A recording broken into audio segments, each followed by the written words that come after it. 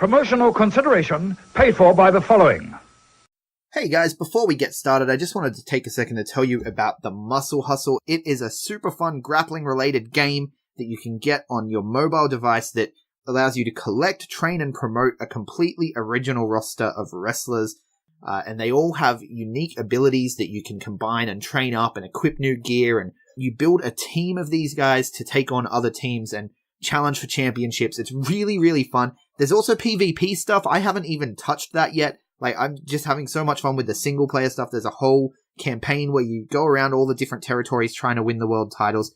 Really, really fun game to play. And just because you listen to the B+, the great guys and girls over at the Muscle Hustle app are going to give you some fantastic rewards. So if you enter in the code the B+ when you play from the promo code in the settings menu, you're going to get 25 gold to go towards building up your team and training your team. It's going to give you a leg up against the competition. So click the link in the show notes, download the app, enter the code the B+, and I'll see you in the ring.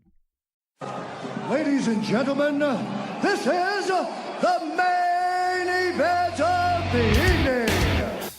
Hold one, Andre. You're not good at this. Get out. Let me tell you a personal story about Vince McMahon. You just made the list. Oh my God! Sorry, no speak English. Dummy. Goodbye and good night.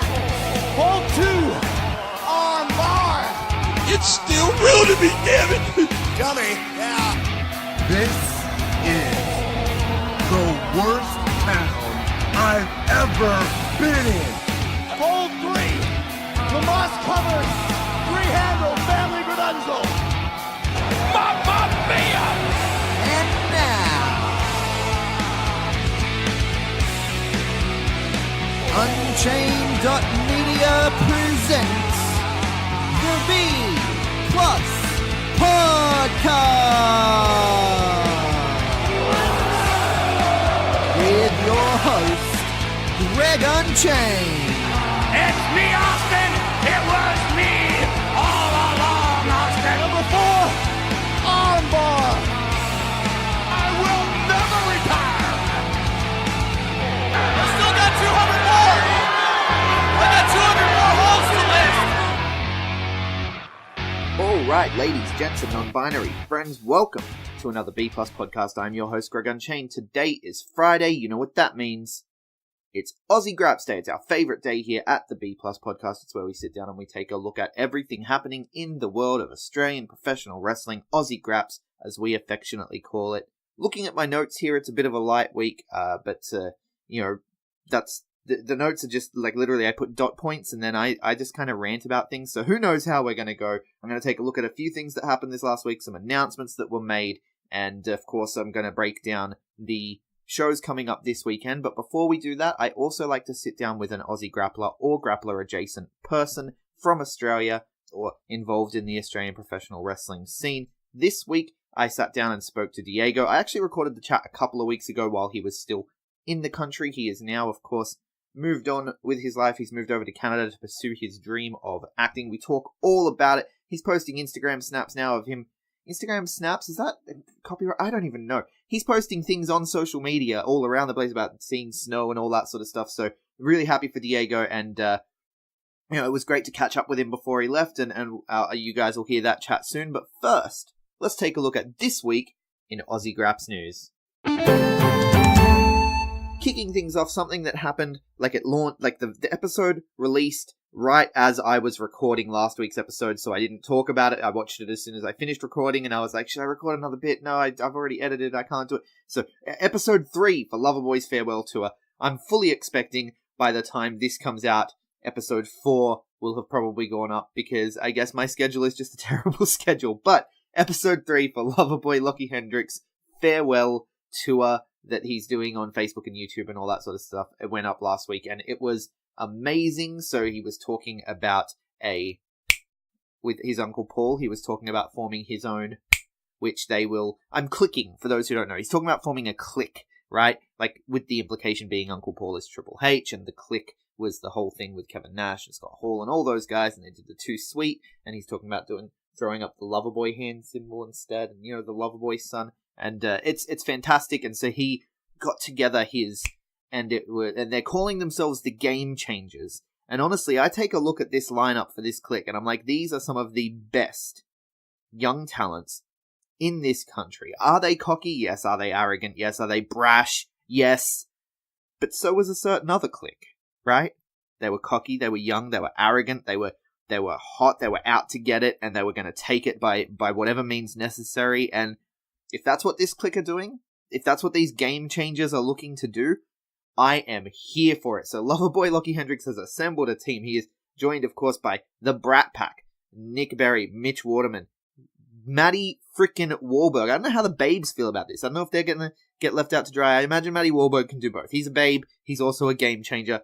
Game-changing babes. But are the babes going to be like, why weren't we invited? You know, I don't know how close they all are to Loverboy Lochy Hendricks. He's got the pink hair. They've got the blonde hair. I don't know how it works. But Matty Wahlberg of the babes of PWA fame, Nui Pro fame. He's Riot City Wrestling. He's all over the place now. Matty Wahlberg taking over Australia, much like Lochy Hendricks was, I don't know, because he's on his road to Orlando, right? But that's not all. They didn't stop there. They also went all the way over to Perth, and they invited Taylor King to be a part of their Game Changers clique. So this is a really good group of guys that I'm a big fan of all of them. So I'm very excited to see what this means. Does this mean we're going to see more Taylor King and Matty Wahlberg in Melbourne?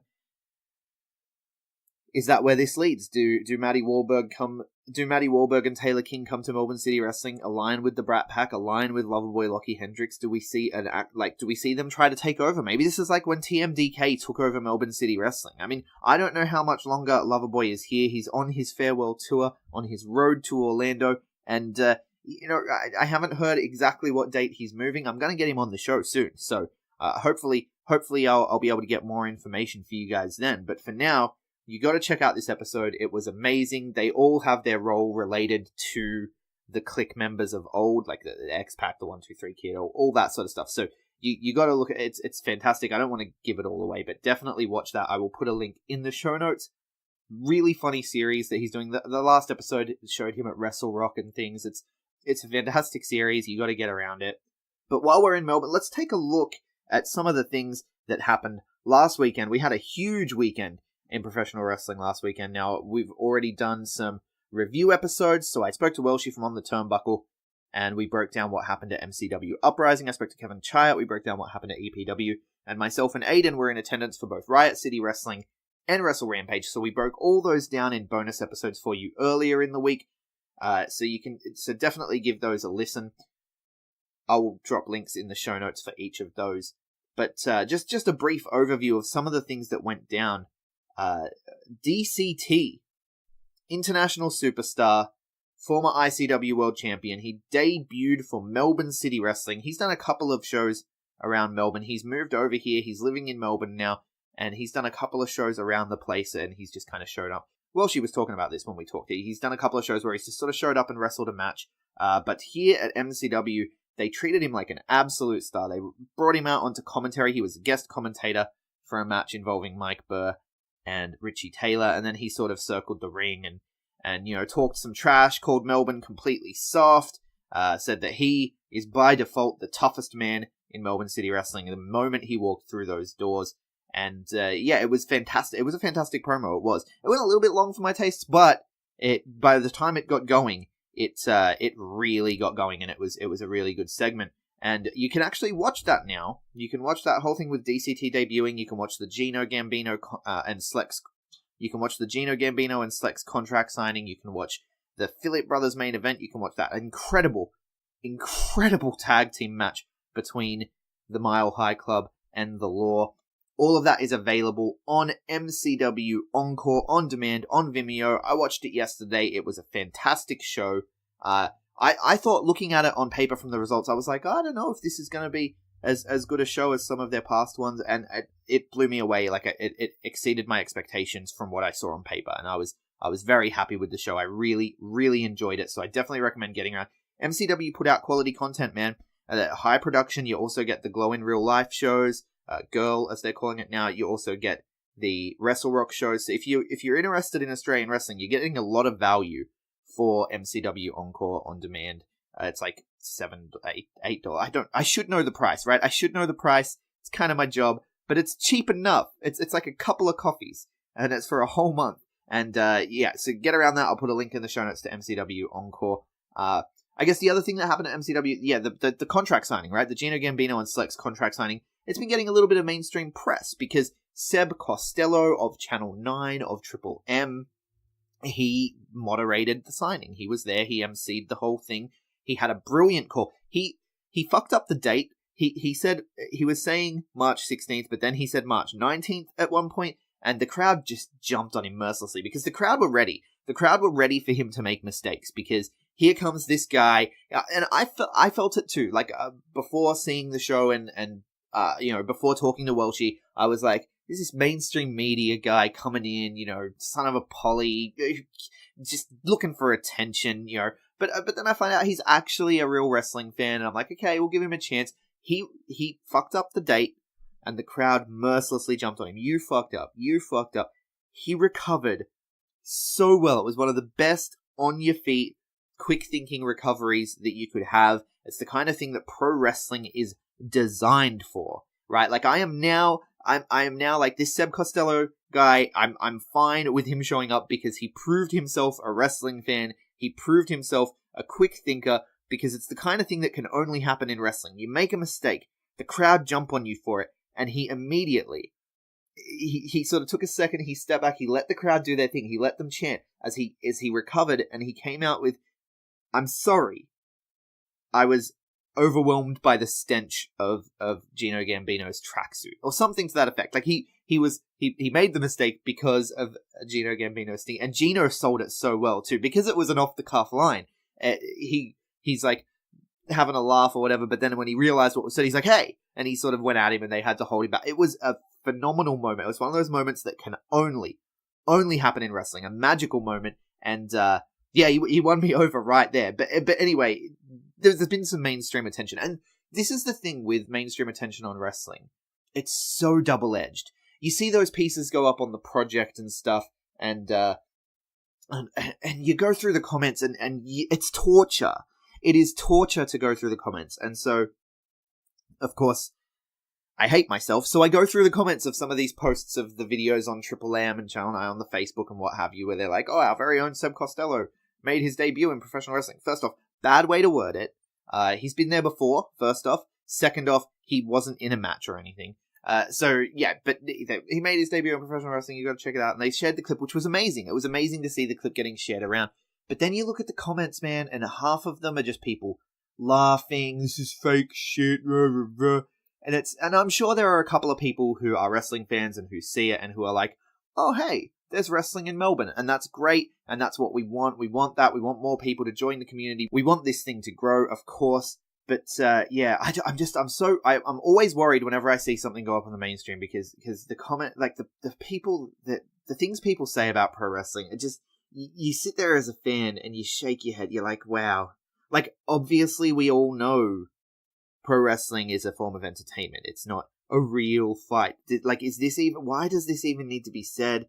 People are laughing at it. People are, there's, the MMA bros come in and they do their thing. And it's just, it's toxic. I don't know why I read the comments. I should just look at it and go, oh, hey, Triple M shared a thing. That's awesome. We're going to get some exposure. But I know in my head that's not always the best. So yeah, it's a good thing. It's a good thing. Stay away from the comments because you can get sucked in and it takes everything I have to not just, it's a whole thing. Anyway, talking about shows that released, before I go on with more stuff that happened last weekend, something else that happened last weekend, FWA Rise of the Future. Now, I talk a lot about accessibility.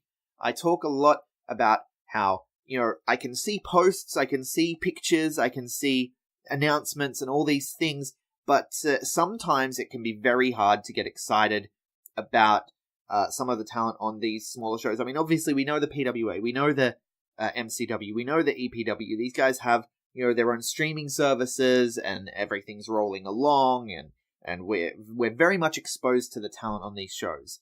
And this is what I aimed to do with my wrestlers you may not have heard of, but should definitely pay attention to in 2019 because they wrestle good and do other stuff good 2 episode, which came out on January 1st. You should go back and listen. Link in the show notes. once again.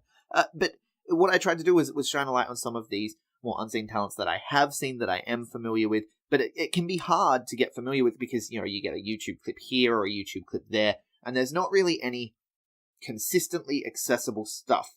Riot City Wrestling are amazing. They put up every show, like every main show, they put up their matches in match by match on YouTube. Wrestling Go have started doing the same thing very recently. Their last 2 shows have gone up in full match by match on YouTube, and it's a brilliant thing. It's helping us see more and more Australian wrestling, more and more Australian wrestlers. It's brilliant. Pro Wrestling League have uploaded their first episode. Iron Fist Pro uploaded their first episode. There are new companies. Mayhem Pro uploaded their first episode. Their second show's coming out this week. So, newer companies that are popping up are sort of understanding, okay, we live in this internet age and we need to get our stuff up there. But there are other companies that are a bit slower, a bit behind the wheel, aren't necessarily getting as much video out there for us to consume, for us to get to know their talent. But FWA took a step in the right direction this week. As I record this, the video has just gone up on YouTube, so I have not watched it yet. I did see a highlight video that I think it was Joel Southgate did. He does wrestling vlogs. He goes to a lot of shows and he does the vlogs of himself at the shows. And I did see his highlights of the show. I also saw that clip that went viral. It was shared by Matthew from Botchamania. I'm not sure what happened there. It's been, some people were concerned that there was no consent involved from the promotion, from the talent. Keegan tells me that he gave it his blessing to go up. FWA, I'm not sure if they were aware that it was going up, so it's sort of, it's a little bit of a grey area there, but it did go viral. There were people talking about it, so I guess mission accomplished on some level, but there was a botch at the show. Keegan got caught in the ropes, and it looked kind of brutal, and that went up on Botchamania. So I'd seen little bits and pieces here and there. I'd heard talk of the show. It looks like it was a fantastic show. I haven't watched it yet, but it is available in full on YouTube as you listen to this. I will put the link in the show notes. I'm looking forward to watching it. Maybe I'll do a review podcast. There's only so many hours in the day. I try to do as much as I can, but I will definitely at least be watching this show, and it helps me get to know more guys. So I love that more people are trying to make more accessible Australian wrestling content. It can only be a good thing. I'm very much enjoying being able to watch, spend my time, because I don't watch WWE anymore. I only watch the highlights for WWE. Danders and CJ have that covered. You can listen to their WWE recap yesterday. I won't put the link for that one in the show notes because this is Aussie Grapps Day, but you can scroll back in the archives and you can find that one. So we cover WWE here, but I only really watch WWE on highlights and main pay-per-views, and I'm filling all that time that I used to spend on WWE, I'm filling all that time with Australian wrestling because there's more and more of it available, and it's fantastic, and you need to get around it. So hit subscribe on that FWA channel, watch Rise of the Future, and get around it. Some other things that happened last weekend. I was in attendance for Riot City Wrestling. The production on this venue at HQ Complex is insane. I am so excited for World Series Wrestling now. I mean, I'm always excited for World Series Wrestling, but to see them in this venue, I like the Dom Polsky venue. It's one of my favorite wrestling venues, but this place, holy crap, the production level is through the roof. They had pyro. Riot City Wrestling had pyro for the Perea, for Chris Basso, for the announcers. The announcers got pyro. It felt like AEW. It was it's like I was at the Double or Nothing rally and the sparklers. It was amazing. I really enjoyed it. And something that happened at that show that I was not expecting and that took me by surprise, and it was incredible. Matt Hayter has jumped the fence. Pro Wrestling South Australia, Adelaide Championship Wrestling. Those have been the places I've seen him wrestle. He was the Pro Wrestling South Australia champion for a long minute, and he's jumped the fence. I should have seen it coming when he dropped the title, maybe, but he's jumped the fence. He is now in Riot City Wrestling. I mean, he's still booked for this weekend's PWSA show. He's still taking ACW dates, I assume. So hopefully this means that the Adelaide scene is getting smaller. The Adelaide scene is working together. We see it with Iron Fist Pro. There are guys in the Iron Fist Pro show, which I'm going to talk about soon. There are guys in the Iron Fist Pro show who from every single company in South Australia. There's PWSA guys, Riot City guys, Wrestle Rampage guys, ACW guys. It's incredible. And this is something that didn't really happen in Adelaide. Riot City guys worked Riot City, Wrestle Rampage guys worked Wrestle Rampage. There's no crossover. PWSA guys work PWSA. There's no crossover. And it's great to see that there is starting to be more crossover. I really enjoy it. Matt Hayter showing up in RCW and having to introduce himself to because this is the thing with Adelaide is these crowds are different crowds. The ACW crowd is not the same as the Riot City Wrestling crowd. The Riot City Wrestling crowd is not the same as the Wrestle Rampage crowd. And I'm like, if you guys work together, man, imagine the size of the crowd. Like if ACW are pulling 400 people at the Estonian, if Riot City Wrestling are pulling 400, 500, 600 at the Latvian, and Wrestle Rampage are pulling 400, 500, 600 at the Waterside Workers. Imagine what we could do. I mean, there's going to be some crossover, right? You could say there's like maybe 50 to 100 people that go to all of them, and I think I'm being generous there. I think it's less than that, but there's got to be some crossover. But you got to look at it and think that if the talent started working together in other promotions, man, and maybe that's what Iron Fist want to do. If the talent start working together and you got to imagine you'd be able to pull from each of those crowds and maybe rock up and have 1,000 people at a show. That's what we want. We want this thing to grow. So it's really good to see talent sort of moving around, talent sort of working in multiple places. Matt Hayter debuted in Riot City Wrestling in a big way too. He super kicked the champ's valet. Super kicked her head off. Got a huge pop. It was really confusing. And you can hear us talk about this on the Adelaide recap, on the Adelaide weekend recap. But he made his debut in Riot City Wrestling. Also, over the weekend, Tommy Knight slayed the monster. It was Jonah Rock's last match in the country. Doing what a veteran does, he went out on his back. He passed out in the submission to Tommy Knight. Tommy Knight is the Monster Slayer, the Monster Hunter. I think he had a shirt there on the night that said he's the Monster Hunter, so we should have seen it coming. But Tommy Knight is one of the best young guys in this country. Jonah Rock has since been, tweeting out, people need to book him. He needs to be everywhere, and I agree. I am such a huge fan of Tommy Knight. Like, he won me over the second I saw him. He's just big boy, doing big boy things. And you can go back last week, we spoke to the Rampage Dojo. Tommy Knight was a part of that episode. I hope to have him on for a solo episode in the future. But Tommy Knight slayed the monster, man. And that was such an emotional show. It was such an emotional show. After the match, Jonah Rock saying his goodbye. It was the last time we were going to hear Guillotine. It's the last time we're going to see him in Wrestle Rampage. He, paid homage to the company. He got down on his knees with the Wrestle Rampage logo. The entire roster filled the ring. He lifted him up. AJ Istria gave him a farewell speech. He gave himself a speech saying goodbye to the crowd and thanking his wife. That's when I lost it. He called his wife into the ring and, implored the crowd to chant for her for once because she's been such a great support. I'm getting emotional again talking about this, but it's you got to watch it. It's available on Vimeo. It was available like 2 days after it happened. Incredible turnaround. It was available on Vimeo. They did a live stream, of course. The Clean live streaming is amazing, and we've got to talk about that. So Clean is a live streaming service, and you pay for your live stream, but from what I can gather, it uses a system which streams the show out, and there is a link available that you can grab and you can share. Now, I was aware of this when 1-4 went live.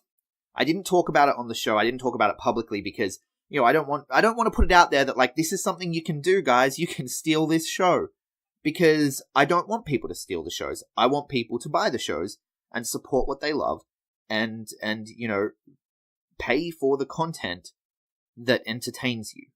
There were allegedly some people, there's been some Facebook posts has gone up. Jonah Rock shared it himself about, it being disappointing that some people grabbed that embed code and shared it around for this Wrestle Rampage event. Now, I was at the event live, but I also did purchase a stream, and the stream was running at home on my computer. At least I think it was. I mean, I had the window open, so it would count to the views. I hope it played. But I had the stream, which I haven't been able to get the replay to play yet. I'm meant to email them. It's a whole thing. But I'll probably just grab it on Vimeo anyway. But I was at the show, and so I wasn't aware. I was aware when it happened with 1-4, like I said, but I didn't want to call it out because I don't want people to know, oh, well, in the future, when other companies do this, let's do it. But now that it's out there, I'm going to talk about it. I'm not above piracy. I'm going to be honest. We all do it. We've all had our experiences with Kazaa and LimeWire and BitTorrent. I don't think there's anyone, especially in Australia, where it used to be really hard to get, like before we got Netflix and all that sort of stuff, it used to be really hard to get content, and we all pirate stuff, right? I can't watch Impact live all the time on Twitch, so sometimes I have to pirate it. It's just how it is, because of where we are in the world, because of our weird television rights and all that sort of stuff.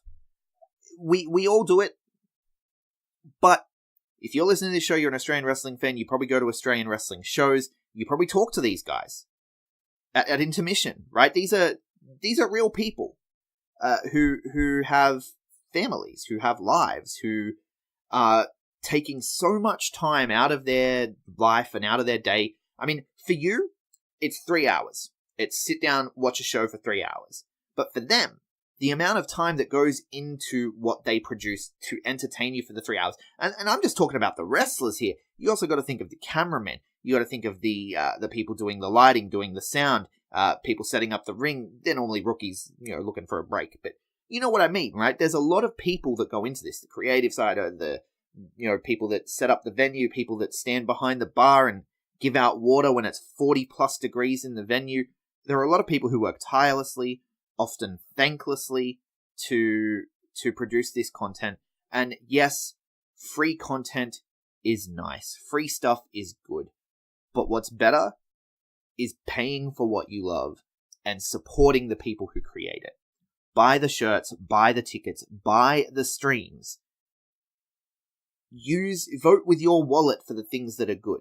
If you like Wrestle Rampage, because let's be honest, nobody's taking the Wrestle Rampage stream for free to be like, oh, let's check this out. What is this? If you're watching the Wrestle Rampage stream, you know what Wrestle Rampage is. Generally speaking, I mean, I may be wrong, but I really think that it's. I guess now that I think about it, there could even be people who are taking the code and being like, sending it to their friends, like, hey, I paid for this show, but you need to watch this show because this is incredible. And it's, I guess if that's the case, it's kind of admirable, but you should really encourage your friends to pay for it. You really should. You should encourage your friends. You should be like, this show that I watched was amazing. It only cost $10. It goes up on Vimeo tomorrow, man. You can watch it for $5. I paid $10 to watch this live, but if you want to watch it tomorrow, you can watch it for $5. Support the things you love. Anyway, see, I told you. All I have on my notes here is Wrestle Rampage Piracy, and now I'm going to talk for like 10 minutes about it. I really need to get this under control. Maybe I should script. Should I script? I don't know. You guys shoot me a message. Let me know if you like it better when people script or if they just fly off the cuff and rave, because it gets away from me. Let's look at some announcements that happened this week. Just announced today, as I record this, Underworld Wrestling have announced the full card for Glory to the Claw. Glory to the Claw, of course, is going to include a live reanimation performed by Lord Mark Williamson. A live reanimation. This is where we're at, folks. I love it. I absolutely love it. I love the wacky and wonderful things that Underworld Wrestling are trying. They're reanimating, it looks like they're reanimating Mike E., who won the So You Think You Can Wrestle Australia show that apparently none of us even knew was happening, but that happened in the underground too. But that happened under the radar, and he won, and then he got knocked the fuck out, and now they're reanimating him. So I'm very curious to see what that means. They have a mystery international guest going to be revealed on the night, a former world champion.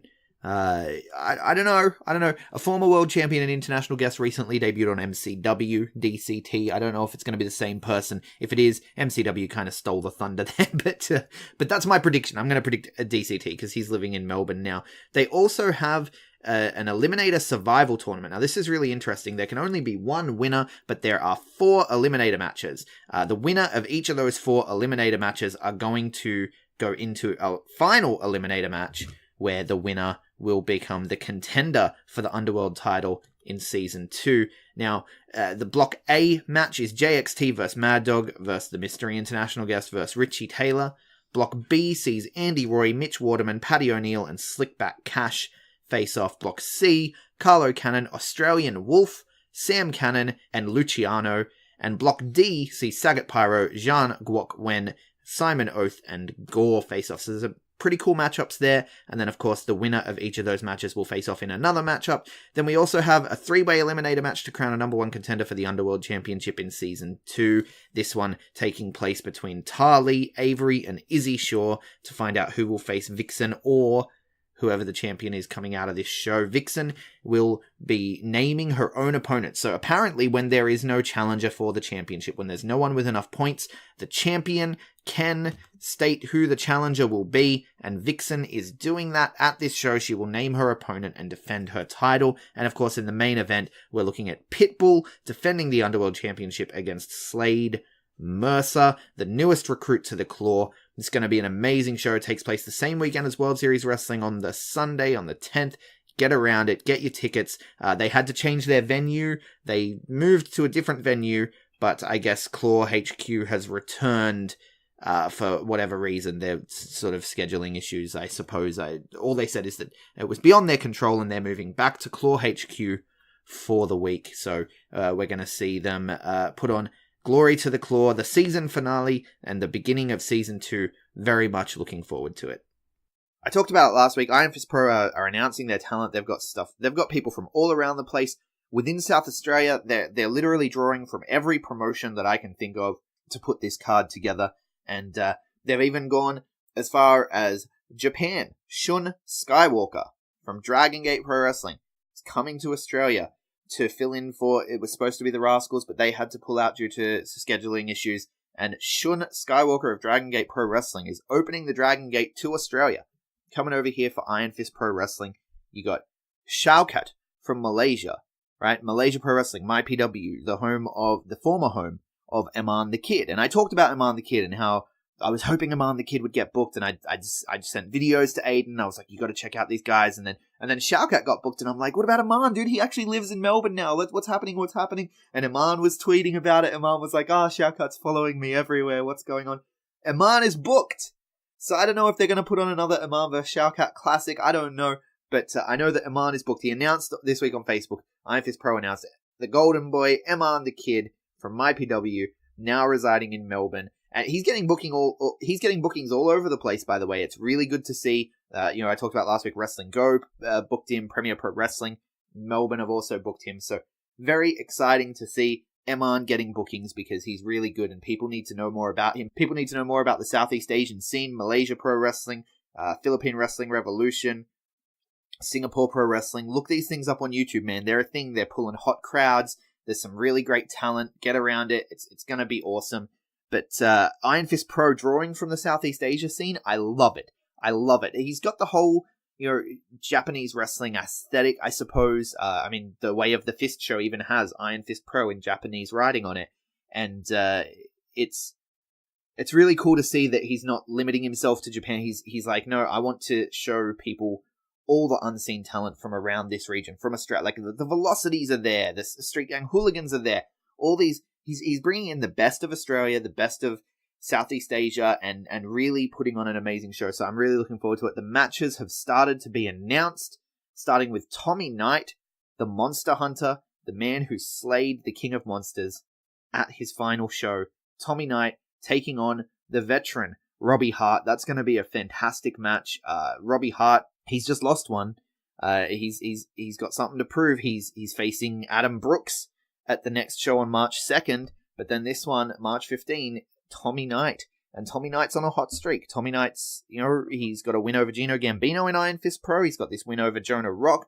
Tommy Knight is on a hot streak. It's definitely, this match is going, Robbie Hart has something to prove. Tommy Knight wants to keep his momentum going. This match is going to be incredible. We also have the Battle of the Daddies. Rat Daddy and Matt Hayter. Matt Hayter calls himself Daddy. He got on the mic at the ACW show and told someone in the crowd that from now on you will refer to me as Father or Daddy. And of course Rat Daddy, everyone's favorite daddy. It's a Battle of the Daddies at Iron Fist Pro Wrestling, and this is really interesting because this is Matt Hayter, who is now a Riot City Wrestling guy, a Pro Wrestling South Australia guy, ACW guy. This is Rat Daddy, a Wrestle Rampage original, right?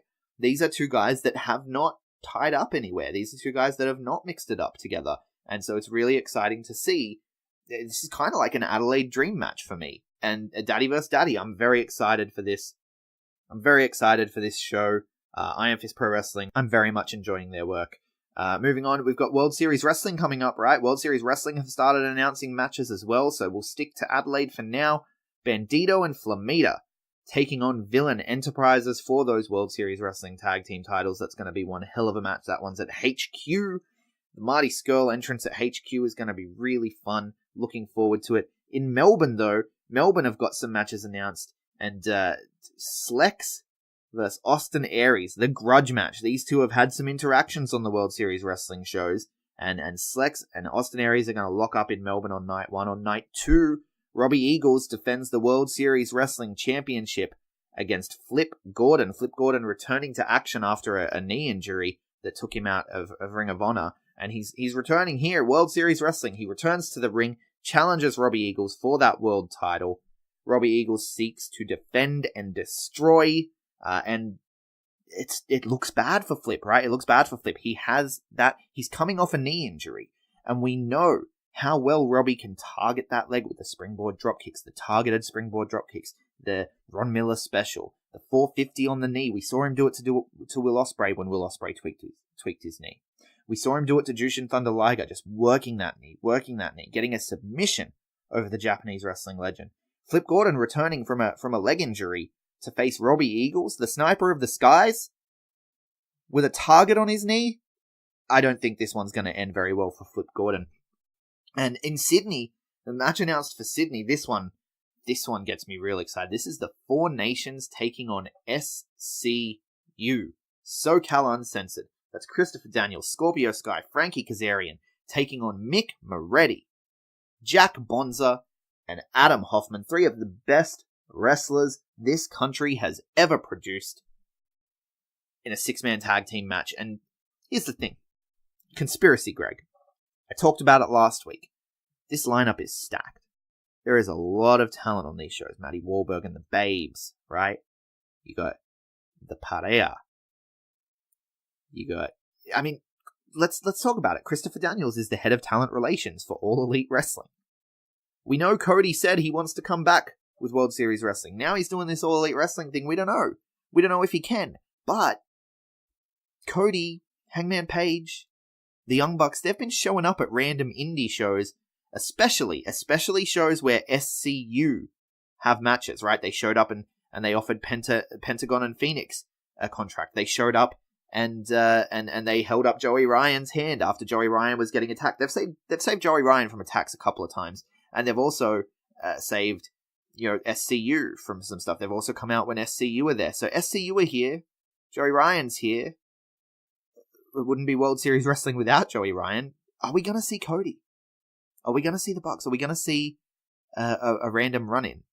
And I can see it happening here. Look at this, Four Nations versus SCU. Right, there are other Four Nations members that will probably be in the house that night. Madison Eagles, Jessica Troy. Some of them are booked, right? There are other Four Nations members that'll be in the house. Could we see a Four Nations beatdown on SCU? Could we see the music hit and out come the Bucks? Everyone gets goosebumps, hair raising, incredible stuff. They're here to scout. Maybe they offer Robbie Eagles a contract right there on the spot. Conspiracy Greg. Like I said, I always have the hat. It sits next to me in the office, right under the corkboard that has all the threads. And I'm looking at this trip and I'm like, the head of talent relations is there. Their friend Joey Ryan is there, who, he's under contract to Lucha Underground, unfortunately, but you got to imagine he's AEW bound whenever that shit gets sorted out. So I'm looking at it and I'm thinking, man, this looks like a scouting trip. Look at all the talent that are on these shows. Some of our guys are going to get scooped up by this All Elite Wrestling thing, and I'm here for it, man. I'm here for it, and I hope we get one of those run-ins. I hope we get one at HQ, because I'm going to be there, and the production at HQ is insane, and I want to see it. I want to witness that music hitting and feeling it in your bones, and just the crowd losing their mind. I really want it to happen at HQ, but I can see it happening here. Look at this match. Nations versus SCU. SCU beatdown. Comes for the save. The Bucks and Cody. I don't know.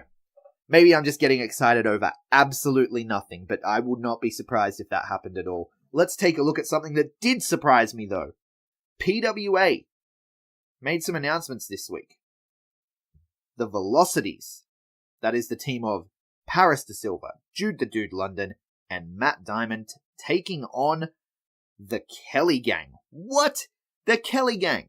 The Kelly Gang are known for their work in Newcastle Pro Wrestling. The Kelly Gang are known for their work in IWA, but never before have Jackson Kelly and his band of brothers set foot in PWA soil at Max Watts, the hallowed ground of Australian professional wrestling, Max Watts in Sydney. This is amazing. I was so happy when I saw this, and I was like, oh, the Velocities versus the Kelly Gang, that's awesome, because, you know, the Velocities always hang shit on Will Ketis because he has a hot mum, allegedly. I don't know. I spoke to Will Ketis the other day, and it popped into my head. I was like, should I ask about, is his mum going to be at Suplex on the Sand? No, I don't. You know, when you're dealing with wrestlers, you're dealing with volatile characters. You don't necessarily want to get on their bad side. So, it was one of those things that did cross my mind. I've had people ask me already. The episode only just went up, and I've already had people, did you ask about his mum? No, I did not ask about his mum. Maybe in future chats. But, the Velocities always hang shit on Will Ketis, right? He's got a hot mum. And Will Ketis bringing some friends to PWA to get some revenge there and make their debut in that hallowed ground of Australian professional wrestling. Jackson Kelly is one of the most underrated guys in Australia. He's a guy that everyone should be talking about. And, of course, Will Ketis is fantastic. Now, the normal third member of the Kelly Gang, Brad Alexander, he's not there. And that, when I saw the graphic, I saw it was the Kelly Gang, and I was like, oh, sweet, you know, Will Ketis, Brad Alexander, Jackson Kelly. But the third guy surprised me even more, right? So this is a surprise inside a surprise. Sam Osborne is being billed as a member of the Kelly Gang. Now, I know these guys are friends. I know these guys have trained together.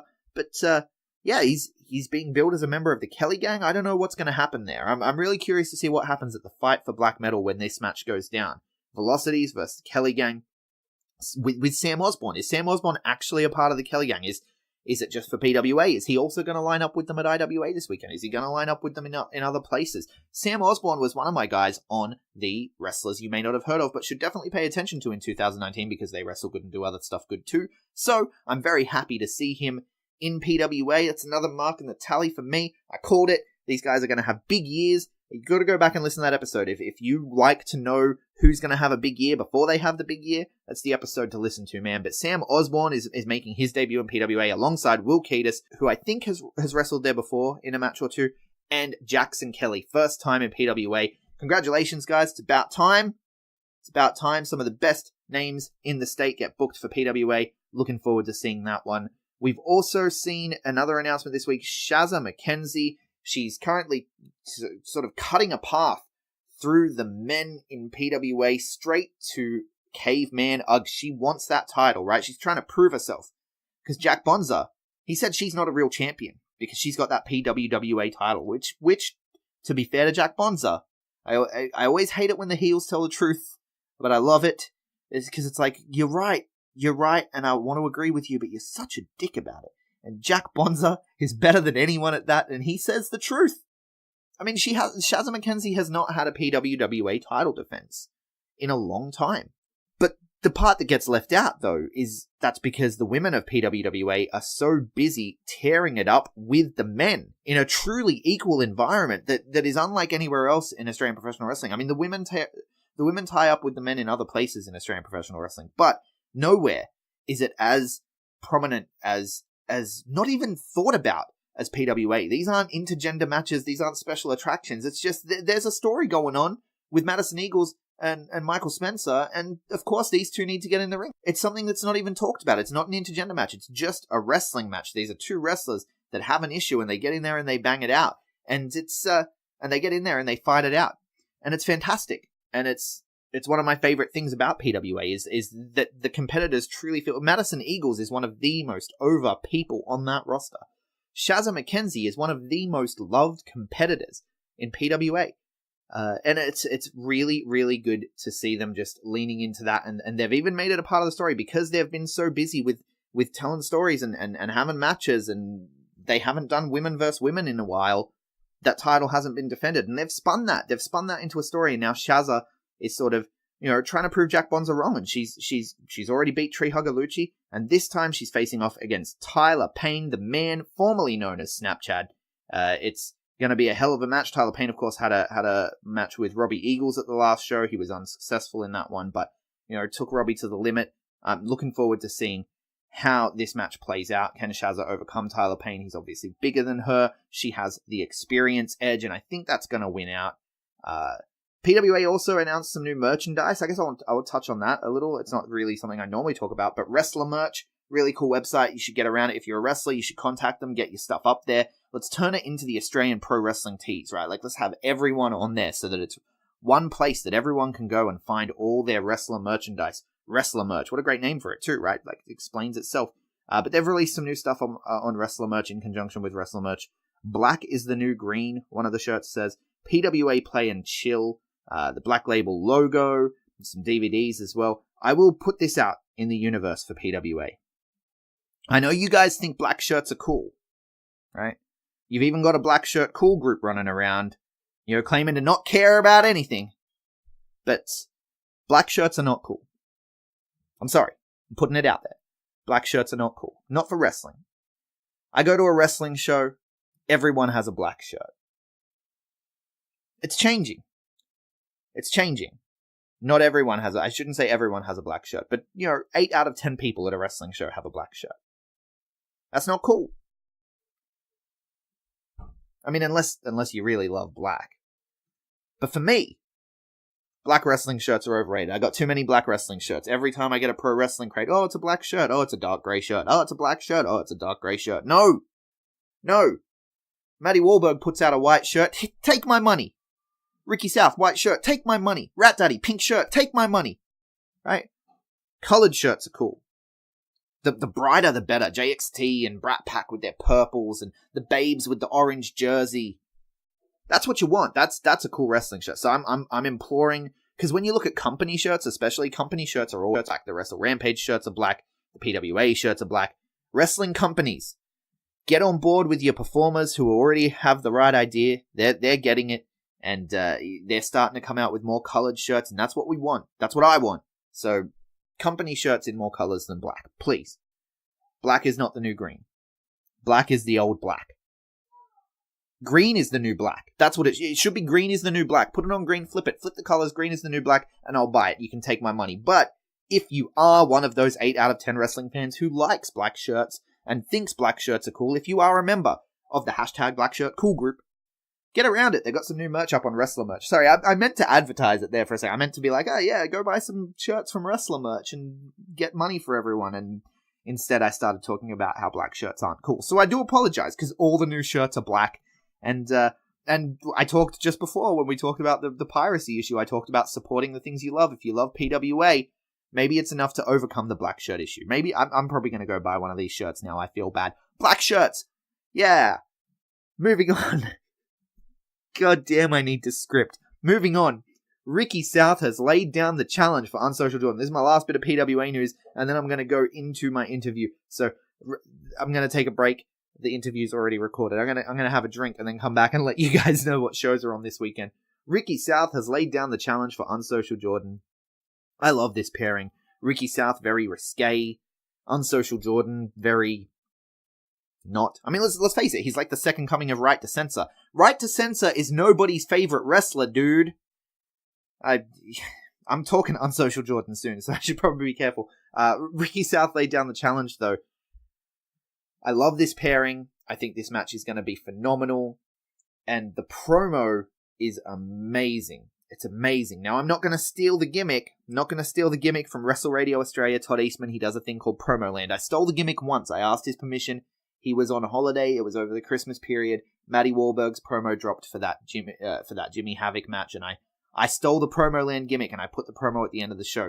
This time around, we have very similar tastes in promo, do Todd Eastman and I. So he has featured Ricky South on his Promo Land segment. So if you want to hear the promo, you can always go to the Facebook. I will pop a link in the show notes. You can watch the promo there. Or you can go listen to Wrestle Radio Australia, where he talks with the Parea this week and also features that Ricky South promo. So there's multiple ways you can hear this promo, but it's fantastic. He's talking about how, he's going to do this for Diego. Because the unforgivable thing that Unsocial Jordan did is he hit Diego on Diego's last show, of all places, and he hit that super kick and it connected with Diego's jaw, and he's out for revenge. He's out to do this for Diego, and I'm really looking forward to that match. That takes place at the Fight for Black Metal on February 22nd, so it's coming rapidly. That's at Max Watts Sydney. Get around it, get your tickets, watch this promo. It's incredible.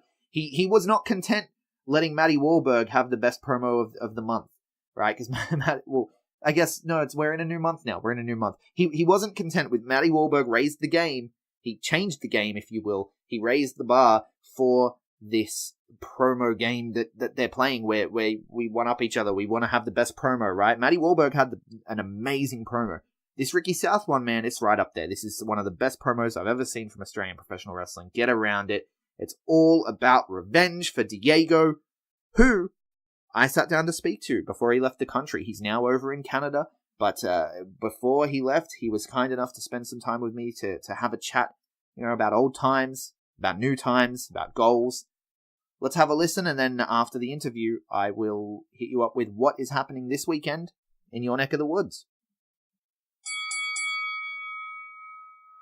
Joining me at this time before leaving the country, I'm still sad whenever I think about it, the voice of PWA Black Label. That's how most people know him. I know him as the assistant coach at APWG. Diego, how are you, man? Hi, Greg. I'm very well, thank you. How are you? Yeah, I'm really good. Thank you so much for coming on the show. Before I know, you got a lot going on at the moment. Sort of, yeah. It's a lot of last minute preparations for my departure. Yeah, so you're heading off to, I think it's safe to say, right? You're heading off to Canada? Yes, I'm heading to Vancouver. Yeah. In case anyone wants to stalk you across the globe. Just look for another Australian in Vancouver. I'm sure it won't be that hard. Yeah, I guess that's the thing on everyone's lips, right? You're departing. You've had your swan song. You've had your last show. Yes, I did them in the wrong order, but yeah. What's the story there? Why are you leaving us? So all brokenhearted. The story is I've been a professional actor since I was basically most of my life, and through my acting training, I've always wanted to be an actor. So through my acting training, I got into pro wrestling. Because if we go down all the way to the beginning, before I started acting, I used to play tennis competitively, and that was my physical outlet. So that was where I put my energy. And when I started acting, studying it properly, I put tennis on the back burner, and I focused on learning and honing my craft. And as we progressed through university during my course, we came across what is commonly called stage combat. So being able to punch and reenact violence on the stage and on the screen as well. So one day there was our teacher, he was just like, oh yeah, when you grab an arm, just pretend to wrench it and make it look like it hurts like in pro wrestling. And in my head, like a light bulb just popped off in my head thinking, I love pro wrestling. I watch it all the time. Maybe I could give this a go. I naturally was very, very good at stage combat. And so I thought I could see if I could do pro wrestling. And so I think I just finished uni. I was 21, and I sent out some emails and started training. And there we are. Right. And so did you think that you could, so was it sort of a thought where I can do this pro wrestling thing because I've been watching it for so long, I do the acting? Or do you think that it led, you watching pro wrestling lended itself to you becoming so good at the stage combat in the first place? I'm not sure. Once I was told wrestling, was choreographed and predetermined, I kind of looked at it more from a theatrical perspective, and I grew a greater appreciation for it, ironically. Then I kind of thought, when I decided to give it a try, I'm like, all right, I'm naturally good at stage combat. I've got a good, because it's very physical and I'm good with my body. I thought I can give this a try and just see how I go. I never really went in with any expectation. So yeah, it's pretty much why I went straight for it. I picked it up very quickly, but also because I was a bit older. I was the oldest in my class. So I kind of had a different approach than being a super fanboy coming up moves. I'm like, how do I do this cool thing that I saw? How do I do this bump? How do I do this? Yeah. Oh, okay, cool. And then I kind of built myself up from there. Right. It's interesting how different people come to wrestling, right? Because so I come at it from an angle as well with, I study narratology, right? Mm-hmm. And so the elements of story and everything that go into a wrestling match, it's given me a whole new appreciation of professional wrestling as a show, as just individual matches as well, the way stories come together, and just how it's like a microcosm of the macro.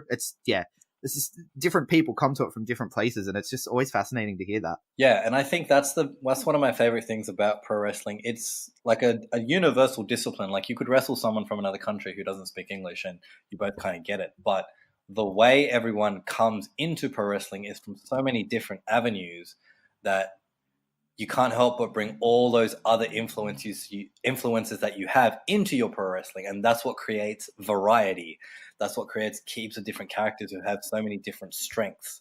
Like some are great on the microphone, some are just incredibly physically skilled. They all bring something different to the product as a whole. And that's what I feel makes like a really rich show. Yeah, and there's a true diversity, and that sort of drives that success as well, because everyone has a different role that they can play best and adds something new. It's pretty impressive. That's exactly why I literally asked the promoter of Black Label if I could be his announcer. Right.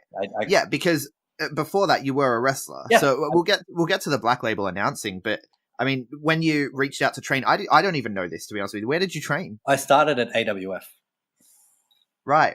Yes. So with TNT and stuff. Yes, in the dojo out in Minto with the kickboxing ring with minimal padding.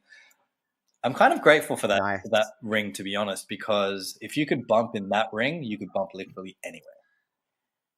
Yeah. I actually just spoke to Eman from Malaysia. He's a Malaysian pro wrestler, and yeah, the first couple of years of their promotion was in a kickboxing ring, and he was like, I still feel it today. Yeah. Oh yes, absolutely.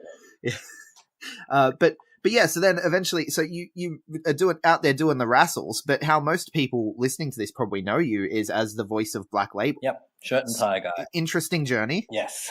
Did you ever think that, the way you would most be known through wrestling would be for, not bumping? Not at all. I make this joke with a lot of wrestlers. I was like, I didn't know the one thing I needed to do to get over in wrestling was to stop actually wrestling. If I had known that, fuck, I would have saved my body a couple years. Yeah. But I look at it's all in good fun, really. Like I learned about properly getting over in wrestling from my announcing, because when I announced, I have no qualms, or I'm not nervous when it comes to holding a microphone and talking. It's what I've trained myself to do for over a decade now. That's how I pitched it to the promoter. I was like, I'm an actor. I talk in front of people for a living. I'm good at this. Let me do that. You don't need another wrestler on your show. You need someone who can present for you properly. So I was like, okay, I'll do this. And I didn't really think of it as like, oh, I'm going to become a character of PWA. I just thought this is something I can do, get it done, and you don't have to worry about your announcer. Just worry about your match, worry about your times, and all the other business. I'll take care of this one thing, so you don't have to worry about it. That was how that was my approach to this job. But I was so relaxed and had so much fun with it that I was just myself, and that's what endeared me to the audience, apparently. Right. Yeah, it's like an instant magic and an instant love affair with that Black Label crowd. Yeah, it was incredibly. It's very flattering and very humbling, but at the same time, I found it very bizarre that people were like resonating. I was resonating with people, and they were just like, "Yeah, we really like you." I'm like, "I'm just announcing. I'm not doing anything." It's really weird because I try so hard as me as a wrestler to get that connection. But then I realized all I had to do was just relax and have fun and just let it flow naturally. And I got to do that in pretty much my last year of wrestling. My last matches this year have been the most fun because I knew I was going to go. So I just chose to relax with it, have more fun. And of course, those matches ended up being some of my best. That's awesome. So that's some life advice right there. Just be yourself, lean into it, relax, and things get better. Remember to breathe, tuck your chin. It's a life philosophy now. Yeah, absolutely. I mean, look, you're talking about your last few matches and stuff. So obviously you do Wrestling Go, which I fondly look at as sort of Australia Chikara, which I mean PWA has elements of that as well. Yes, it does. So I looked at you announcing and I was like, oh man, it actually reminded me heavily of Gavin Loudspeaker. I love him. Right, yeah. And so I was like, I wanted to ask you, is that a conscious thing that you did where you were like, because you're saying all you did was just go out there and be you. And I always thought when I was watching, I'm like, he's wanting to be this character that's the announcer character, but because that's what Gavin Loudspeaker was. You're absolutely on the money. When I started announcing, the only person I thought of was Gavin Loudspeaker. I'm like, if I do it like him, I know it'll be good. So I was just copying him when I started. That's literally all I was. I'm glad I picked that because even the drop down at the end of their names, like to get that extra air to hold their name for as long as possible. All of that, all Gavin Loudspeaker. He's my favorite announcer. Yeah, he's my favorite as well. So, but I put you up there with him. Like when I watch the connection that you make. No, I honestly, man, like this. I'm not trying to big up you or anything, but like when I watch, because I actually came up. So obviously, I left Sydney quite a while ago, and I moved back up. Not moved back up. I visited to do the PWA Fridays for the Babe Show because it was close enough to Christmas that I could kind of make a family trip out of it and stuff. Right. And and just watching you do it live and just the vibe with everyone in the crowd and they're doing the Dance Diego dance stuff. And it was God. I have a friend in pro wrestling. Like he used to always come to the shows when I was like a year or two in. He was one of Space Boy's best friends. His name is George. And he's this little Greek guy who just shouts anything he wants. He used to call me the Flying Chihuahua when I was whenever in my matches at AWF. And he rocked up to a World Series show in Penrith, which actually was my first World Series wrestling show for the promoter. It was sort of like I got called in at the last minute, and it was kind of like a tryout to see if I could hold the whole show. And he came up to me and he was like, "Oh, just make sure you do this, this, and this." I'm like, in my head, I'm like, "Yes, of course," but by myself, I'm like, "Please, I can do this. This is fine. Don't worry so much." And he was like close to the front row, little George, and I said hi. But then he started the Dance Diego dance chant. He started. Nice. And I'm like, "You little son of a bitch!" And then it just grew and grew. And I'm like, "You bastard! You started something." But then it became part of the shtick, though. I love it. Yeah, it's total shtick now. I'm all about shtick. So, like the shoes became my signature item. Absolutely. I wore them on the second ever Black Label purely because Mike Quackenbush was going to be there, and I consider him to be one of my heroes in wrestling. So I was just like, well, I've got these shoes. I've almost never worn them. I'm going to dress my absolute best for Mike Quackenbush. For sure. And look schmick for him. And then they got over, and I'm like, well, I can't let these go. No, absolutely not. And then it's amazing how these things become a part of the act. And then, I mean, that moment at the end of Diego's last show, which, how crazy was it having a show named after It was ridiculous. And the promoter told me, he's like, all right, so here's what's going to happen. We're going to bring up Jimmy Havoc, but we're going to call it Diego's Last Show featuring Jimmy Havoc. And I said to him, like, that's the worst name I've ever heard. He's like, nah, it's the best name. Wait till you see the poster. And then I saw the poster. I'm like, you're insane. It's very clever, though, with the Havoc die and then just my name hidden there. I will admit, it confused me the first time I saw it. I'm like, what's the name of the show? But once I got it, it was fantastic. Yeah. But my point was, with the shoes and becoming a part of the act and the dance becoming a part of the act and all that stuff, it all, I mean, at the end of the show and you leave the shoes there and it became this emotional moment, man. Like that photo will live on forever. Yeah, I made people cry doing that. They told me, I was like, yes. I was very pleased with myself. That's the goal, right? That's the goal. You want to make people laugh. You want to make people cry. Yeah, you want to make people angry. Yeah, look, I want to make people feel genuine things. And if I can do that, then I've done my job. Absolutely. Look, I mean, I wanted to talk about you training because that's how I knew you. Yes. I knew you as, Coach Diego. Yes, you were my trainee. Yeah, so people know this. I trained at APWG for a little while. I have since hung up the boots that I never bought. But you were our assistant coach there with Lee. How did all that how did you go from learning at AWF and wrestling and then we've talked about the announcing. How did you go into training? So at the time, the AWF training was moving, and Lee, most commonly known by his wrestling name as J-Law, he wanted to train people. He was a trainer. So he got himself a space at Mass Nutrition in Penrith. It's not there anymore. And what the deal was is he started opening training on Saturday for experienced wrestlers and trainees. And on the Sunday, the AWF school would run through there. So Saturdays were for already trained, experienced people, and Sundays were beginners class, intermediate. So he kind of ran it like that. And because I was a few, I can't remember how many years in I was, maybe 3 or 4. I was like, okay, great. That's where training is. I'll go to training. And the first day who was there? It was J-Law, DJ Fusion, Anubis, Tama Williams, and Shazza McKenzie. We were like the first 5 people there, and he just ran us through training.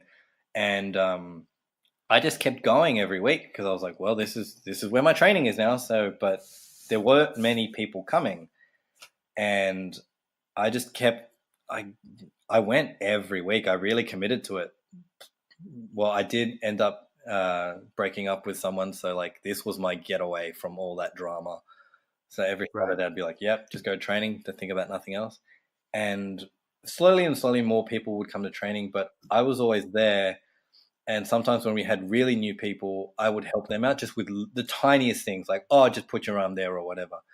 And as we progressed, I was learning a lot faster with him than I ever did previously. It was a very accelerated level of knowledge that I was starting to get. So one day he was like, he was doing things, and I was just like, oh, what if you fix that thing there? And he's like, yeah, great idea, blah, blah, blah. And that just kind of kept rolling along until he started to ask me to take training, and not like anything complicated, like basic stuff, like beginner's level stuff. And I would just fine tune it and break it down and pinpoint little intricacies, because that's what I'm good at. I have a very intricate eye. I'm like, oh, if you did that one little thing better, that would make the rest. Yeah. Things like that.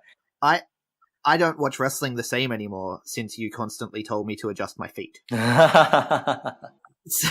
So I can't watch wrestling the same anymore without looking at people's feet now. Footwork. Fantastic. No, but yeah, and so you sort of became the assistant coach there, and now, I mean, your fingerprints are on, half the New South Wales scene. Yeah, like it's really bizarre to see, like, but I'm so proud of these guys and what they've done. Like, I'm glad I've managed to have even a little bit of influence in some of the really, really cool stuff that's going on. Like, I'm glad that I got my finger in a little bit, and I got to help in whatever little way I could. Yeah. What's more rewarding, do you think? Being the character with the crowd, being the trainer, is it two completely different things, like apples and oranges, can't compare it? Do you mean from wrestling to announcing, or from training people? Well, no, like being in front of the crowd and sort of elicit, whether that's in the ring, whether it's announcing, or of course, being behind the scenes and training people and helping people advance in what they're doing. It very much is apples and oranges, because sometimes I'll have a student who's struggling with something, like anything, a move, a specific hurdle for them. And once we kind of find a way to help them get past it or overcome it, and they get it, I'm just thrilled, because I can see in them how happy they are that they've figured out how to do whatever we were trying to teach them. And then sometimes I get to see them do that on shows in front of a crowd, and I just get that massive sense of pride and satisfaction. I'm one of those people who I like training more than I like actually wrestling sometimes. Like, yeah, I come from a theater background, so all of my training was very full on and intense. So the philosophy I got from my theater training, which I put into wrestling, was training should always be more difficult than the actual performance. Training should always be more intense and harder than when you actually have to be on stage or in the ring. Because if you can handle your training when it's really, really difficult, your performance level will be high, but it will also be much more effortless for you. And then you can go even better. Right, so you can Yeah, so you can like ease into the performance because, you know, you've already prepared for everything. You've done the hard yards. The harder you train, the easier you can perform. Yeah, absolutely. Now, you mentioned before the World Series Wrestling show. Is that the one where the music didn't work? Yes, that's exactly the one. And that was the opening match. Right. So yeah, tell us about that. Ricky South, right? And you Ricky South versus Big Brody Marshall. What goes through your mind at that exact moment? Like 10 different decisions at once. That's pretty much what happened. So Brody Marshall came out, and then I did and his opponent, and because I knew what Ricky's screen looked like, I realized it was on a loop. It was stuck in like a 2-second loop, like a GIF almost. And I was just like, his music's not going to play. And I put the microphone up to my mouth, and then I put it back down, and then I put it back up again. I put it back down, like, no, I'm not doing it. But then too much time had passed, and I just like, nope, this is happening. I'm doing it.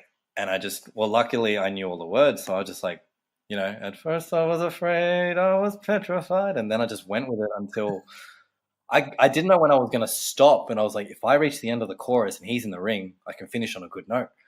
And we did it. I finally got to see it on Twitter, and I was amazed. It was the happiest accident. Yeah, it came together, and it's sort of one of those moments now. Like, it gets shared around. You know, the music's not working, so the announcer just decides to sing the song. And I mean, I wouldn't have known the words. Hey, I know like the first 3 lines, and then I feel like I'd be hoping that the crowd know and that the crowd would take over. Yeah, I feel like it's one of those songs. Like, I think everyone does know the words, that they just don't know that they do. Like, you make them sing, and you're like, oh wait, I do know all the words to this. It's such a luckily it's a timeless classic. Like, if he had done Hey Ricky, like his version of Hey Mickey, you're so fine, I would not have known. Yeah. So everything just kind of fell into place, and I'm lucky that I am good on my feet. Yeah, the quick thinking, and you've created so many moments as a result. What would be the one moment that you're going to take with you? I know this is such a big question. The one moment that you're going to take with you for the rest of your life from this whole experience. From what, pro wrestling in general? Yeah, from your time with us here in Australia doing what you do. I think I can't name all of them. One would be getting to wrestle my best friend and trainer J-Law one last time. Seeing signs with my name on it on a PWA show. Definitely singing I Will Survive. Like at New Japan, I got to meet all these amazing wrestlers that I'd only seen on my computer screen and on television. But I think... Right, because you announced for the New Japan tour in Sydney, didn't you? Yeah, that's amazing. But I think, ironically, out of all of it, I think it's really getting to see the people that not just that I've taught, but the people that I've seen from when they've started, and seeing how amazing they are now.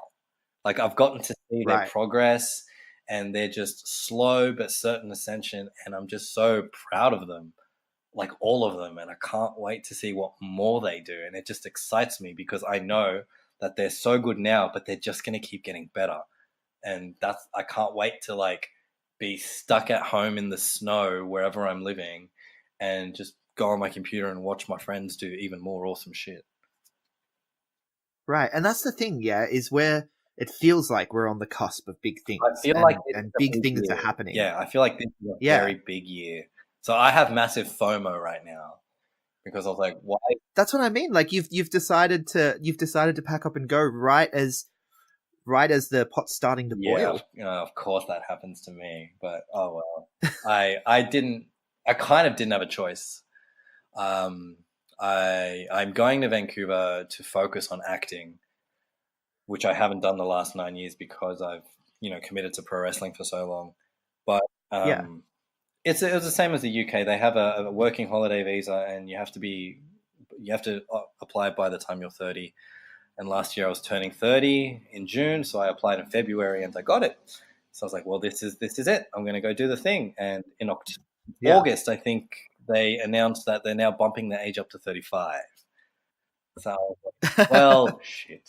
But if I didn't do it now, I'd probably just keep procrastinating. So I've committed to my decision. I'm going to go do it. I'm going to focus, and I'm going to just get there and back to square one, just hustle my way through. Yeah. Look, that's the thing, man. Like, there's no point putting off for tomorrow. I know it's a quote from a box or whatever, but there's no point putting it off, right? Like, if it's what you want to do and it's what's going to make you happy, then go and do it, man. And I wish you all the success in the world. Hey, it's Vancouver though, not Hollywood, right? Like, you're off to be an actor. Is there much going on in Vancouver? I don't even know. I'm not a part of this going scene. on in Vancouver. So while a lot of people go for LA and Hollywood, the restrictions on things like the visa and the actual visa itself is incredibly difficult to get. And lately, everyone is filming in Vancouver because it's a city that can look like anywhere if you dress it up. And everyone, like, the United States gets a very good tax break for filming in Vancouver or in Canada. Okay. Yeah. And there's just always work. There's always something being shot in Canada. There's always film work, TV, literally films everywhere. A friend of mine who moved there just over a year ago, the first apartment she stayed in down the road, 50 meters away, they were filming Deadpool every day. That's amazing. Yeah.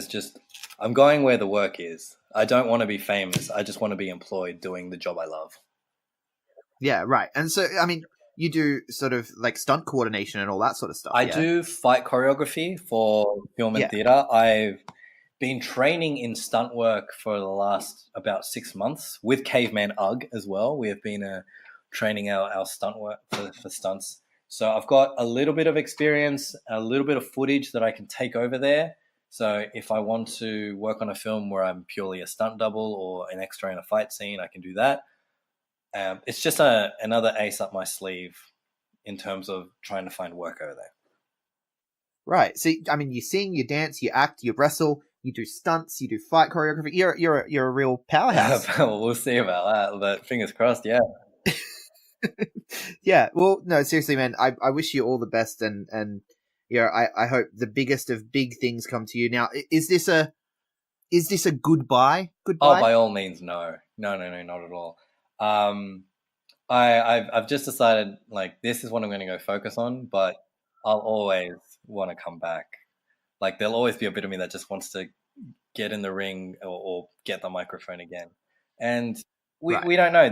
I may come back anytime as a little surprise or a guest appearance here and there. I'd love to. Hell, if I mean, you've got family and friends here, right? So you're going to visit. And if World Series wants to just book me and fly me down for the tour, then I won't say no to that. I'd love to. You hear that, Adrian? Yeah, that makes me very happy to hear that it's more of a, you know, we'll see you around as opposed to a goodbye, because I don't think we could all handle, you know, go Diego, go. Yeah. I think until I see you all again. Yeah. That's awesome, man. Well, thank you so much for coming on the show and talking about it all with me in your busy week leading up to you leaving. Have a safe flight. Best of luck over there. And where can people find you on social media if they want to keep in touch and tell you they miss you? I am on Instagram and Twitter at Diego, COMMA Diego, all one word. All right. So follow him now before he's, you know, the coordinator for the next Deadpool fight scenes and stuff. Or fighting Deadpool, that would be nice. Or fighting Deadpool, yeah. Or under the suit. You'd be under the suit. You could do like a Deadpool versus Deadpool. I'm much too short to double for Ryan Reynolds. Much too short. Yeah. All right. Thanks so much for stopping by. Thanks, Diego. Greg. So there you have it, Diego. Thank you, Diego. Thank you for sitting down with me. Thank you for everything you have done for Australian professional wrestling. He touched on the guys that, you know, he's trained with, guys that have come up through Australian Pro Wrestling Gym where he's the assistant head coach. And there's a lot of guys in that New South Wales scene that have trained with Diego. Drew Fulton, Paris De Silva is one of those guys that has the Diego fingerprints on him. The Plastics, the list goes on. Like, there's Tali, Keegan, who's doing big things now, Botchamania. The list goes on, man. There's Diego, thank you for everything you did for Australian Professional Wrestling, New South Wales in particular, for everything you did for PWA, for the character you became, for all of it. Thank you so much. Thank you for instilling in me that fight on. I talked about it on Twitter after the day that I did that interview with Diego. I was feeling really down. I was having a shitty day. It happens, right? We all battle with this. We all battle with some level of this. At least I think we do. I don't know. But, you know, there are days where it's hard. It's hard to do what we do. It's hard to get up and get out of bed and put the face on and deal with the world. It can be hard. And something that I learned at the pro wrestling gym was fight on, right? And there was a team of people there who would stand on the outside of the ring when things were getting hard, when you couldn't do that extra squat, when you couldn't do that last roll, when you felt like you were going to pass out. And there was that group of guys and girls around the ring saying, fight on, fight on. And I carry that with me still. And for that, I thank Lee Leslie, Jay Law, and I thank Diego. He's the assistant coach there. He was imperative to the New South Wales scene. And of course, PWA's growth since it became Black Label. Yeah, I don't know what else to say. Just thank you so much for everything you've done. If you liked that interview and you like listening to interviews with Aussie grapplers or grappler adjacent people, there are other places you can do it. I touched on it before the break. Wrestle Radio Australia, he does the Promo Land segment where you can hear the Ricky South promo about Diego. You can also hear his wonderful interview with the Parea. Quote of the show, I love racist crowds. I don't love racism, but love racist crowds. You gotta get around it. Listen to this interview. You'll get the full context. It's amazing. The Parea, really good dudes. I've met them a couple of times. I hope to get them on the show as soon as I can. The RCW Tag Team Champions, of course, reigning and defending. Fantastic up-and-coming tag team. You can catch them on the World Series Wrestling Tour. You can go back and watch the iPay-per-view on Fight that they were on. The Parea are an amazing team, and I definitely recommend listening to this interview. Loverboy Lochy Hendricks stops by our friends on the turnbuckle at the studio there. He and Tony Shibegi, they have a very contentious relationship, and I've seen a photo. Tony was there. Loverboy was there. As I'm recording this, the episode has not dropped, but I'm looking forward to that more than almost anything else in this week of professional wrestling the world over, because I want to hear Tony and Loverboy round 2. I'm looking forward to it. Definitely get around it. Also, just before I went live, I listened to Matty Wahlberg on Talking Stick. Fantastic interview. JXT, he's one of the boys. He can really get in there and you know, he can really get in there and go deeper with these guys, and it's really good to listen to. I definitely recommend subscribing to Talking Stick. It's a fantastic interview show, and Matty Wahlberg, you know, giving it his all. It's so hard to know where the character ends and the man begins, and he says that there is no distinction. It's the one thing, and it's really fun to listen to, you know, how he got about that Red Cup life in America, his fandom. I didn't know Matty Wahlberg was a Chikara fan. And I'm a Chikara fan, and it just made me love Matty Wahlberg even more. So definitely listen to this Talking Stick interview. And if you want to support the guys, of course, you listen to the interviews, watch the videos, pay for the shirts, pay for the streams, and buy some tickets. Get out to the shows that are happening near you this weekend, starting, of course, in New Zealand. Saturday night, IPW present Wanganui Warfare at the Wanganui Racecourse.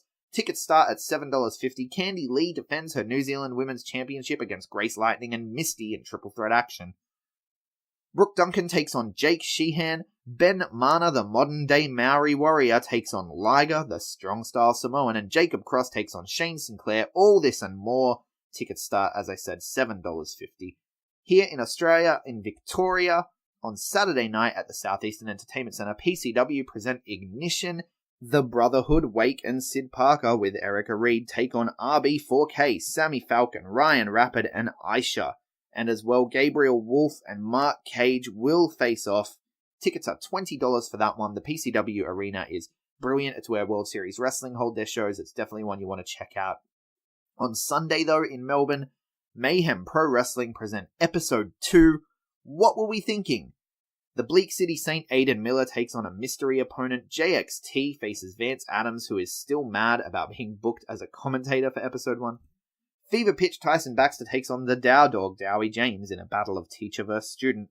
Cousin Ali and Kaz Jordan team up to take on Lochy Hendricks and Jake Navarra. And of course, in the main event, well, I assume it's going to be the main event. It was the main event of the last show. It's a rematch of the match that everyone was talking about. Slick and wet Slick Nick Berry, the hydration sensation Mitch Waterman, take on Camby and Lindo. It was a hell of a match the first time. You can watch it. You can watch it on YouTube. Link in the show notes. Mayhem Pro Wrestling, Episode 1. And now, Episode 2. What were we thinking? And they're thinking they're going to do it again. They're doing it again. It's a rematch. Tickets for that one are $20. Meanwhile, in New South Wales, IWA have a big weekend this weekend as they present Rumble Rock 3 on Friday night at the Hornsby RSL. Kiss tribute band Kissteria are playing, and the Style Boys have accepted Randall's challenge to a 2-on-1 no DQ match. I cannot see that ending well for Randall, unless he has some friends we don't know about. Tickets for that one start at $20. Then on Saturday, they head to DYRSL. Now, I spoke to Will Keatis about this show yesterday. You can go back in the archives. I'll put a link in the show notes. The Style Boys are in charge of IWA for the night for Suplex on the Sand 3. Trans-Tasman champion Matt Rogers has the deck stacked against him as he defends his title against Sam Osborne, Tree Hugger Lucci, and Matty Wahlberg in Fatal 4-Way action. The Style Boys take on the Brat Pack.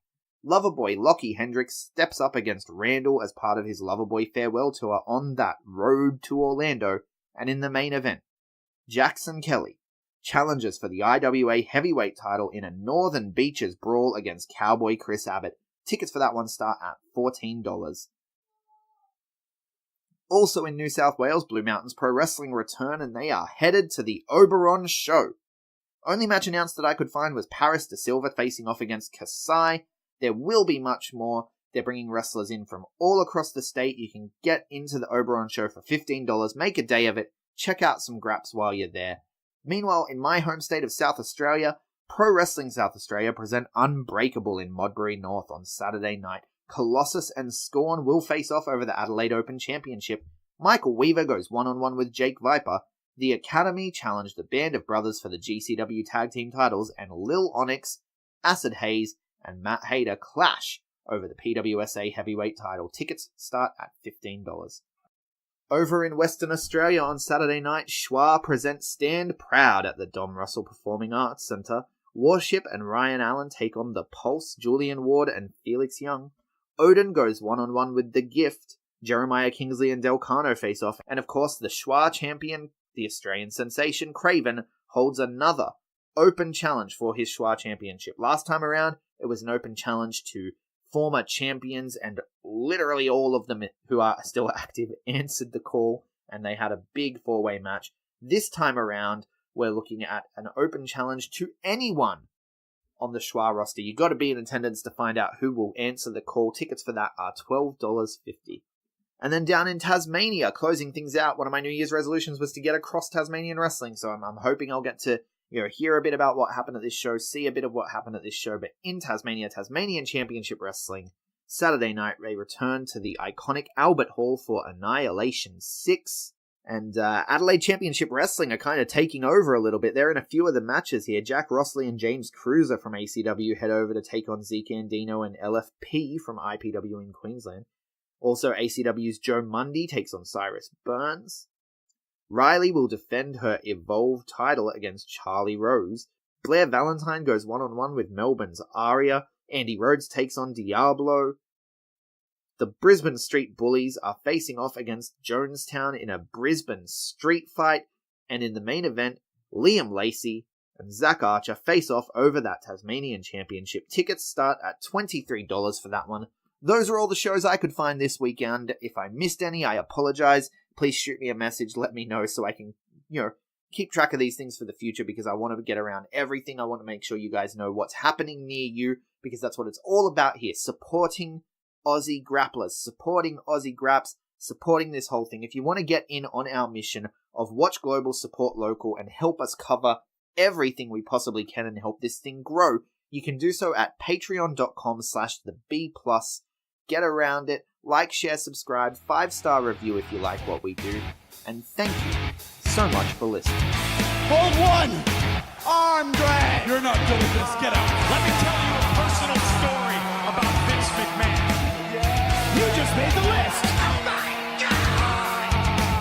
Sorry, no speak English. Dummy! Goodbye and good night! Hold two! Arm bar! This is the worst town I've ever been in. It's still real to me, damn it! Coming now.